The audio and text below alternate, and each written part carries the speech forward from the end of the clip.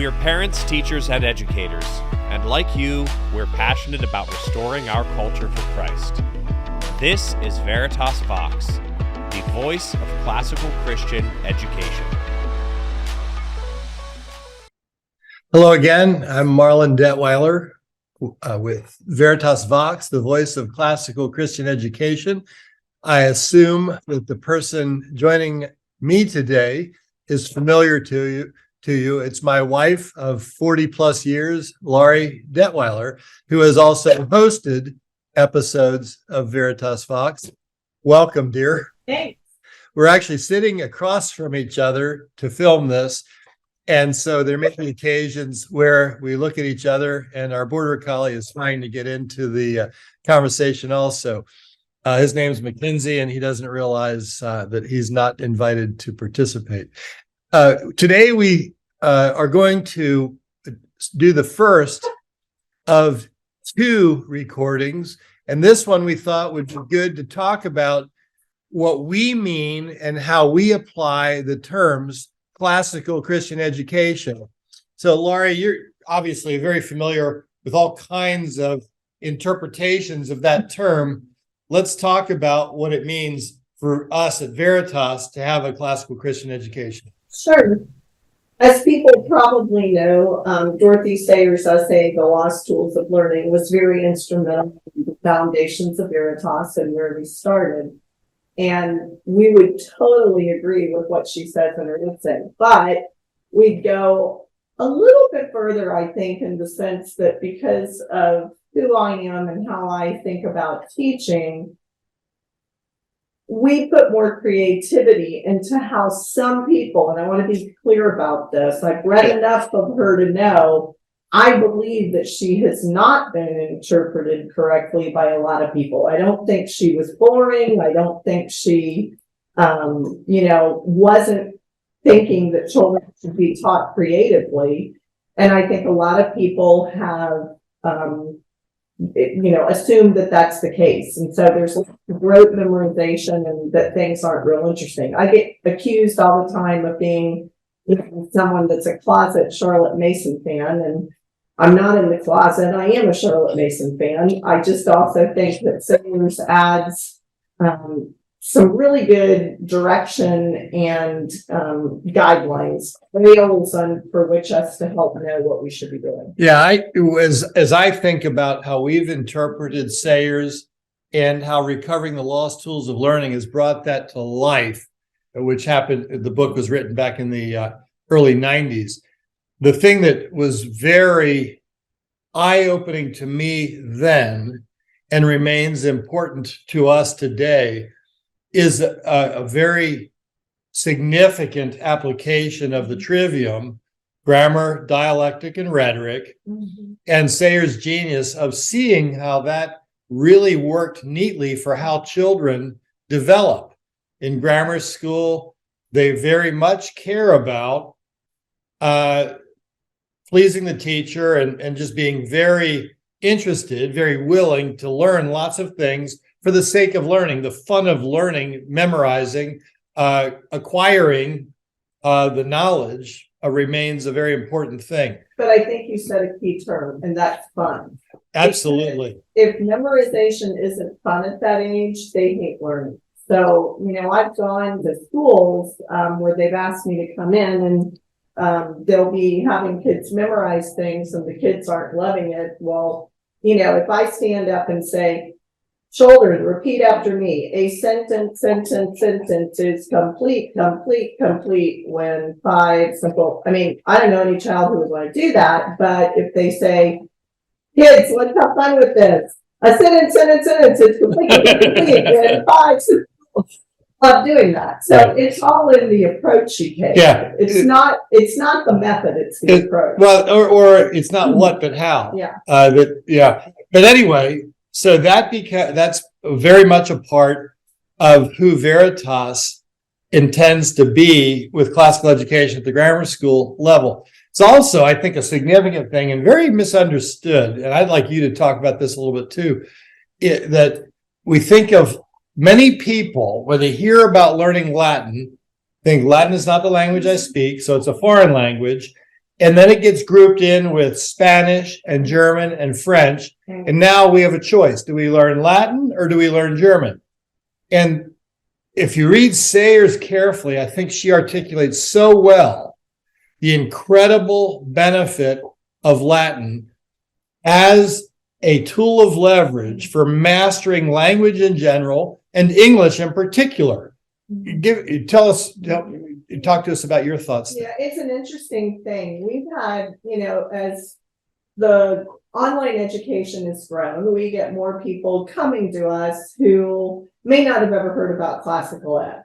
It's really, really easy to convince them to take logic or to take rhetoric, because logic, people think, oh, well, that's going to help my kid, because there have been some buzzwords about that, critical thinking, learning to think well, right? So that's easy. But when it comes to Latin, that's where I'd say we have the most pushback. Why does my child have to do that? It's a dead language. Well, when you have a young child that starts to learn, and once again, I'm going to say this, I have seen really, really, really bad teaching of Latin to little kids to where it's not helpful, right? It really doesn't make a difference. So if you have a young child who's learning Latin, and then people say, how are your kids reading some of the things? How do they read The Hobbit as a fourth grader, right? And I even have third graders that are reading The Hobbit. It's really easy. When they have had Latin and they encounter new vocabulary, they know what to do with it, right? They know how to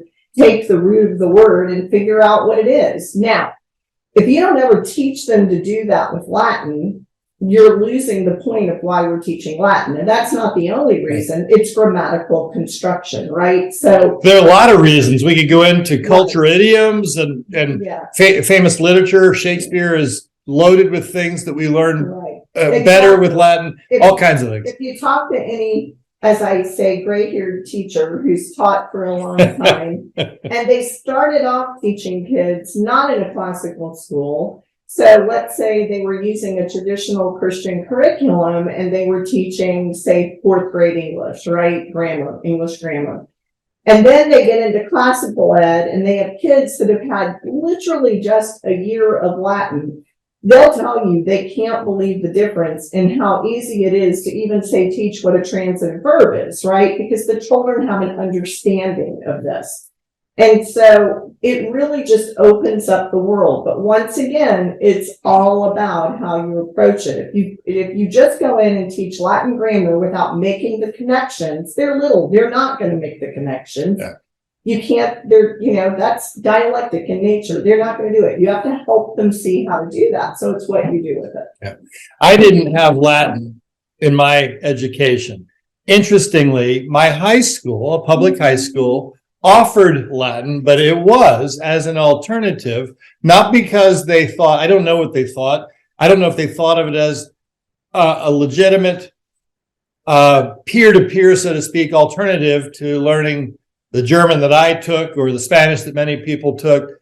But when we talk about learning Latin, we see it as substantially, or at least as a starting point, a grammar school exercise, because it is a tool of leverage for learning our language. And as you pointed out, is so significant in setting the trajectory of what a student can do, maybe most easily demonstrated by the literature they're able to easily read and take on. Yeah.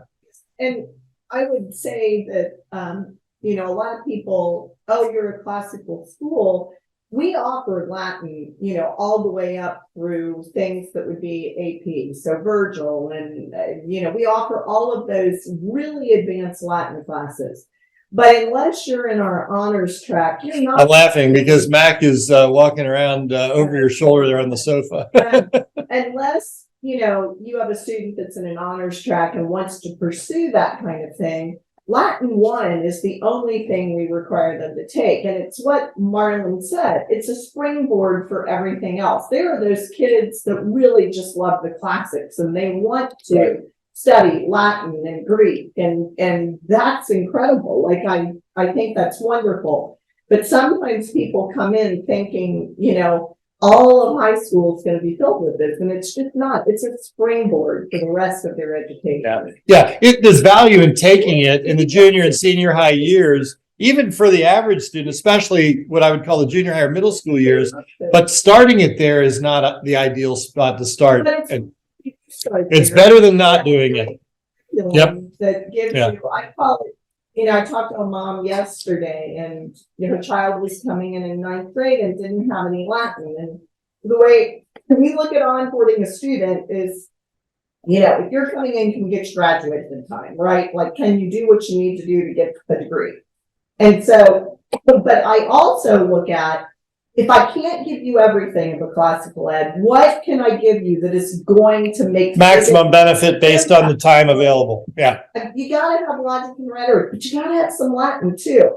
And that's not always the case when a student comes in 11th grade, but if I have a ninth grader, I'm gonna have them take Latin because it's gonna give them enough of a springboard that they're gonna get something. And we have some great curriculum that, allows a student who's never had any Latin in grammar school to get caught up in a year. Right. So let's move on. We've talked a good bit about grammar school, making it fun, making it enjoyable, makes the memorization process very enjoyable. If your hands aren't dirty, I always say you're not having fun. So when I walk into a mother of 4 boys knows what that means. Yeah. So we've come into the second phase, the second of the trivium, the dialectic or logic stage. Tell us tell the audience what we really value there in the educational process. Well, first of all, I think you have to realize that's when your kids are going to start, if they haven't already been doing it, they're going to push the limits, right? They're going to ask questions, and it's the way God wired them. I often think about this, and aren't we glad they're doing that while they're still in our homes, right? But you got to be willing to engage it. They no longer want just pat answers. That's no longer enough, right? Like, they're starting to question, take what you've given them in grammar school and make it their own. So when they ask a question, they really do want an answer at that point, and they probably want to argue with you about it, right?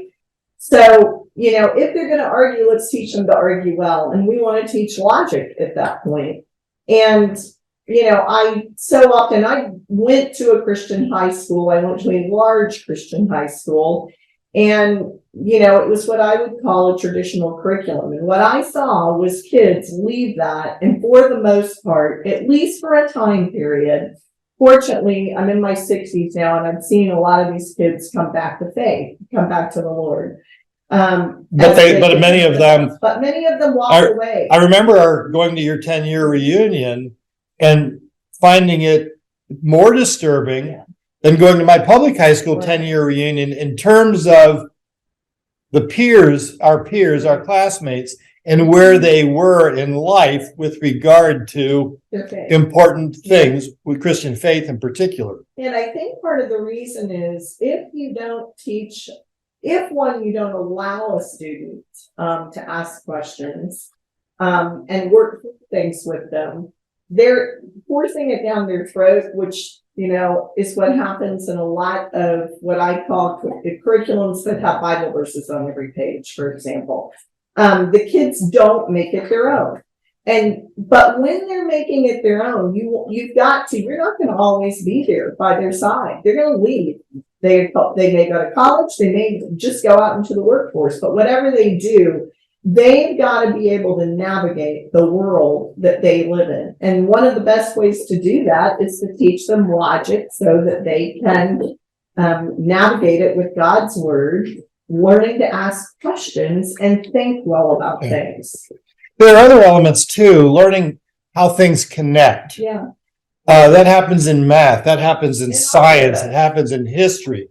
And so in this stage, this dialectic stage, students want to know how things connected. The other thing that I think is so significant and that we really believe is a critical part of this K-12 education, applying the trivium to it, is that this is the stage where we really are teaching not what to think, but how to think. Right. We're teaching students to really think in ways that are sound, arguments and are sound processes. I hate to use the term for the term, but it's learning a logical process in learning logic, and it's carried out in the other disciplines also. I was gonna say, we have a couple teachers that come to mind. Michael Collender is one of them. He teaches a number of upper level courses for us. And then Rob Shearer is another one. Both of those men, if you go into their classes, sometimes I'll have people say to me, well, they don't seem like they're teaching. And they are teaching so well because they're asking questions and they're drawing it out of the kids and they're getting them to think for themselves, right? And that is a dialectic exercise that's difficult to do, but a master. It's a very skilled technique. The difference is that the educational process, among other things, is two ways. It's no longer like in grammar school, spoon fed to the student, make it fun and interesting, spoon feeding, a little bit of sugar helps things go down better kind of thing. But now we're talking about an interactive process and well-phrased questions, allowing students to run with things, allowing them to interact with each other are frequently part of what we see in well-run dialectic level classes. That's a really good observation. Answer keys for teacher manuals for things like Omnibus. Moms call and say, well, what's the answer? And I'll say, because what it says is this is a sample answer. Right. The point is there are a couple key things in there that a child needs to have in the answer. But other than that, can they make the connections and think well about it, right? Yeah. So literally in a class of 20 kids, there are going to be two components that you're looking for to make sure the child got, right? But other than that, as long as they've made a really good argument that's logical and well thought out, they're going to do well. Yeah. That's what it's about. Those that struggle with that concept will say, okay, I got to look for the two. And you don't mean two. You mean it might be one, might be four, but you mean a very few that are critical. And it's really about how well the arguments are constructed. Very good. So then we get into the high school years and rhetoric comes about. And, one of the things, and we're going to talk about this in the next session that we record, and that is how do we at Veritas work on creating, what goes into creating a new product, a new curriculum, when we create a copyright. Well, that wouldn't take up 30 minutes, and we'll talk about that for 30 minutes in our next session. But one of the things that is crucial to that process is finding the idea that we need. I'm hesitating to use some of the terms because I don't want to. I want to leave that for our next session. But we really struggled when we saw rhetoric and the rhetoric curricula that was available, and it took us a long time to figure out what made the most sense for rhetoric in a classical Christian education. And so I'm going to leave that for next time. But as we think about the rhetoric stage, talk about the things that we see as crucial and have tried to instill in the children that we get to help educate. As I look at older students, a lot of times when you go hear talks on classical ed, you hear things like, oh, well, they're becoming aware of themselves and, they want to look good. And so that's why we teach rhetoric. That's not always the case. What I would say more than anything is they're starting to become not necessarily aware of themselves, but they're becoming aware of their surroundings, right? And so it's how to teach them to interact with that. And I've often said that's a really good distinction. When a child graduates, my goal, one, is that the first and foremost thing when we have a child come through our education is that they love the Lord, right? But that's the number one thing that I would hope. We can throw everything else out. If they have a great education and they don't have that, then nothing else matters. But I also want a child that's comfortable going to visit the President of the United States and having an audience with him.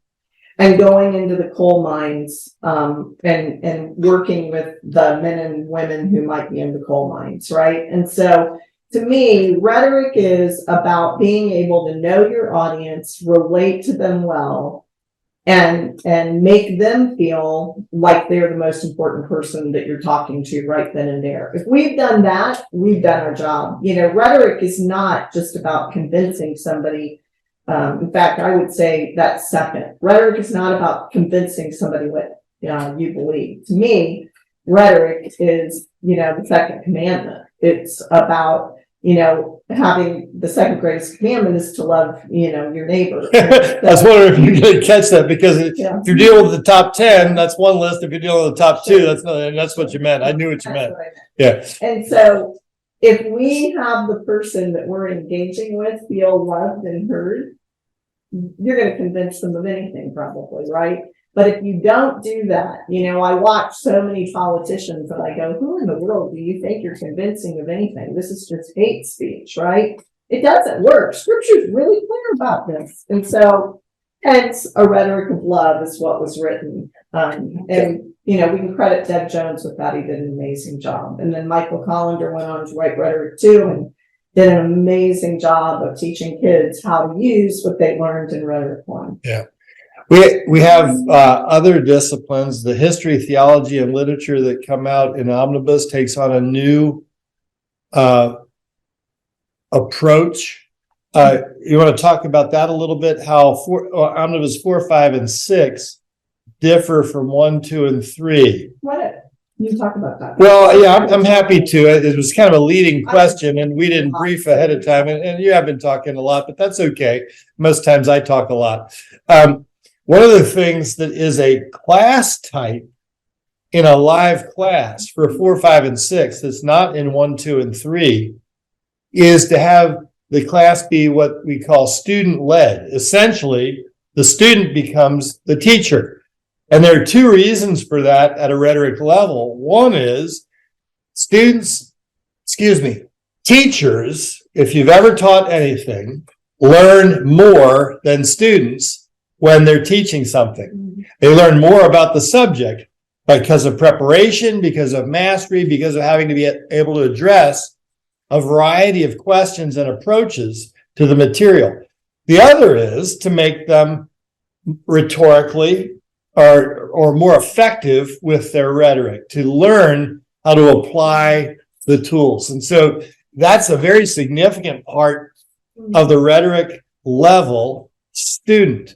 The other thing is you get into science and if we take biology, chemistry, or physics as examples, we're starting to now not only understand the bones of the body, the muscles, the connections, the grammar and the dialectic, if you will, but now think in terms of diagnoses of problems and be able to apply them. That's what doctors do all the time. That's what chemists do, whether it be in medicine or whatever. In physics, take rocketry as an example, thinking in terms of the variables and creating a plan that's going to be effective and going to work. It's really amazing the genius of applying the trivium to a K-12 education was one of the real attractions to us back in 1992 when we were first exposed to this thinking. Do you remember what, as you read about the idea of classical Christian education, what really got you excited? There were two things that I would answer, but what would you answer that got you excited and said that this is what I want for our kids? So I told you I went to a large Christian school. It used a very fundamental curriculum. And I watched kids not be able to engage with the world well. And so I pretty much, I was an educator. I came from an educator's family. Our family had a school that was an all-boys school for many years, boarding school, and then became co-ed. And I watched kids that, and that was not the school that I attended. That was in a different area of town.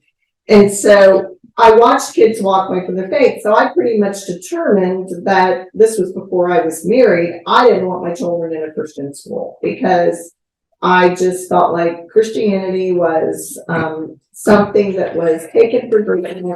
A Bible verse on a page, when you say 2 animals plus 2 animals went on Noah's Ark, that's not why it equals 4, right? Like, it's just force fitting something sometimes to make it supposedly biblical.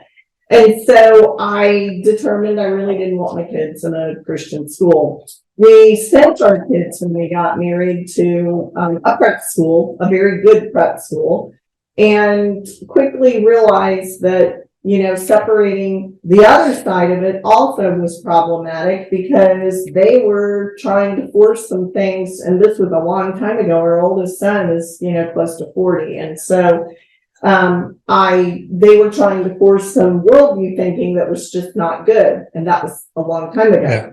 Yeah. Well, the point that you're making is it matters what the worldview is that is underlying education. Right.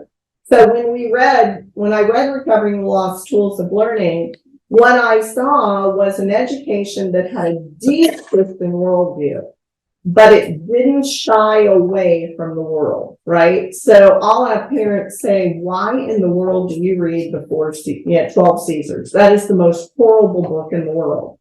It is one of the most horrible books in the world. I'll grant you that. There are some things in there, but I got news for you. It's just a repeat of things we see today, right? So we study some of these things so that we can look and see what's happened in the past so we don't repeat it again. But we do it through the lens of a Christian worldview. I would never want a young child reading 12 Caesars without unattended or without a lens of what does Scripture say about this, right? And so it wasn't afraid to talk about tough things. It wasn't, we're not afraid to talk about abortion. We're not afraid to talk about whatever it might be. Today it would be Hitler and right? seeing what happened, or Darwinism. Kids read Mein Kampf, and that's on one hand you can say that's scary, but it's not scary. When I went to college, I was encountering those things right away. I wish that I'd encountered them with a godly person teaching them to me through that lens, rather than having to get into college and figure this out on my own. Right? Yeah, I think there's a lot to be said this way. It's not if our children will get exposed to these things, but when. And how. And when implies how. That's right. And I want our children, the children that we get to be working with through the parents that trust us, to recognize that now when they're with their parents, when they're with Christian teachers, is the best time for them to learn to think biblically about very difficult and ungodly things. Now, there are limits to that. We don't have to experience pornography to know that pornography abuses, in most cases, women. It exploits them. It's a horrible thing for men. Again, in most instances, that's the overwhelming percentages. Some women struggle with pornography too, but that's a minority. And we want to be exposed to the kinds of things that we know we need to understand at some level in order to offset or refute. And that's what you're bringing up. Generation thinks the world is so bad. I thought it was so much worse for our kids. I'm telling you, I'm not that far away from when my children were little.